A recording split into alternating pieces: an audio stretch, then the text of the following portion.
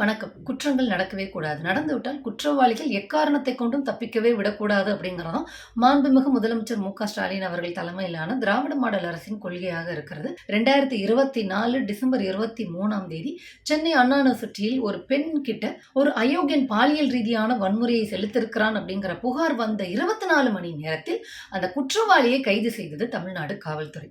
முதலமைச்சர் மு.க. ஸ்டாலின் அவர்கள் சொன்னது என்னன்னா, 60 நாள்ல குற்றப்பத்திரிகையை தாக்கல் செய்து குற்றவாளிக்கு நாங்கள் தண்டனையை பெற்றுத் தருவோம் அப்படின்னாரு. சொன்னது போலவே செய்துவிட்டார். நீதிமன்றத்தில் ஞானசேகரன் குற்றவாளி அப்படிங்கறத ஆதாரத்துடன் நிரூபித்து இன்று தீர்ப்பும் வந்திருக்கிறது. தண்டனை விவரங்களை இன்னும் கொஞ்ச நாள்ல அனௌன்ஸ் பண்ணுவேன் அப்படின்னு சொல்லியிருக்கிறாங்க. இன்று இது தொடர்பாக முதலமைச்சர் மு.க. ஸ்டாலின் அவர்கள் ஒரு பதிவையும் போட்டிருக்கிறார். பெண்களுடைய பாதுகாப்பை எந்நாளும் உறுதி செய்வோம். பெண்களை சமூக, அரசியல், பொருளாதார ரீதியாக வலுப்படுத்துவதற்கும் அதிகாரப்படுத்துவதற்கும் தேவையான அத்தனை திட்டங்களையும் இந்த திராவிட மாடல் அரசு மேற்கொள்ளும்.